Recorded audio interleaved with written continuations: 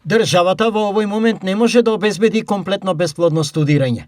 Доколку претходната власт работеше малку повеќе, сега можеби ќе разговаравме и на таа тема, изјави Весна Јаневска, министерката за образование и наука. За бесплатното високо образование да сработеше малку повеќе минатата власт во однос на се ова што ние сега го правиме и да ја подобреше економската состојба, ќе можевме да дискутираме и на таа тема.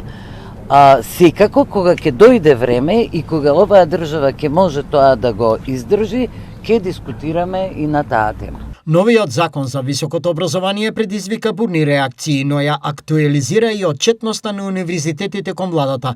Јаневска има порака до нив, а таа е да внимаваат како трошат. Но пак универзитетите треба да се свесни, голем дел од нив треба да бидат отчетни кон владата за средствата кои ги примаат од владата. Од тука ние во автономијата воопшто не навлегуваме, но од сега натаму ќе бараме отчетност.